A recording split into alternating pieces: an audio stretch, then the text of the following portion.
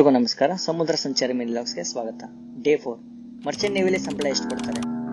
ಮೊದಲು ಸಂಬಳ ಯಾವ್ದ್ರ ಮೇಲೆ ಡಿಪೆಂಡ್ ಆಗುತ್ತೆ ಅಂದ್ರೆ ನಾವು ಯಾವ ತರ ಶಿಪ್ ಅಲ್ಲಿ ಸೇಲ್ ಮಾಡ್ತಾ ಇದೀವಿ, ನಮ್ಮ ರ್ಯಾಂಕು, ನಮ್ಮ ಎಕ್ಸ್ಪೀರಿಯನ್ಸ್, ಮತ್ತೆ ಯಾವ ಕಂಪನಿ ಸೇಲ್ ಮಾಡ್ತಿದೀವಿ ಅಂತ ಅದ್ರ ಮೇಲೆ ಡಿಪೆಂಡ್ ಆಗುತ್ತೆ. ಇದು ಹೇಳೋದು ಒಂದು ಅಪ್ರಾಕ್ಸಿಮೇಟ್ ರೇಟ್ ಅಷ್ಟೇ. ಕೆಡೆಟ್ಸ್ ಅಂದ್ರೆ ಟ್ರೈನಿಂಗ್ ಆಫೀಸರ್ ಅವರಿಗೆ $300-800 ಅಂದ್ರೆ 25,000ದಿಂದ 65,000 ಕೊಡ್ತಾರೆ. ಎಲೆಕ್ಟ್ರಿಕಲ್ ಆಫೀಸರ್ ಅವರಿಗೆ 2.5 ಲಕ್ಷದಿಂದ 5.5 ಲಕ್ಷ.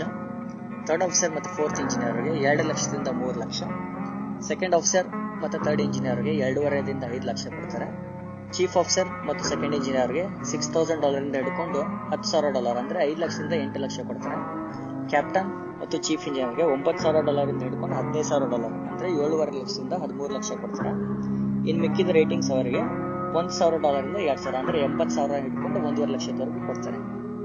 ಈ ಟ್ಯಾಂಕರ್ಸ್ ಅಲ್ಲಿ ಸ್ವಲ್ಪ ಜಾಸ್ತಿ ಇರುತ್ತೆ ಸ್ಯಾಲ್ರಿ, ಡ್ರೈ ಫ್ಲೀಟ್ ಅಲ್ಲಿ ಸ್ವಲ್ಪ ಕಮ್ಮಿ ಇರುತ್ತೆ. ಇಷ್ಟೇ ಸ್ನೇಹಿತರೆ, ಮತ್ತೆ ಸಿಗೋಣ ಮುಂದೆ.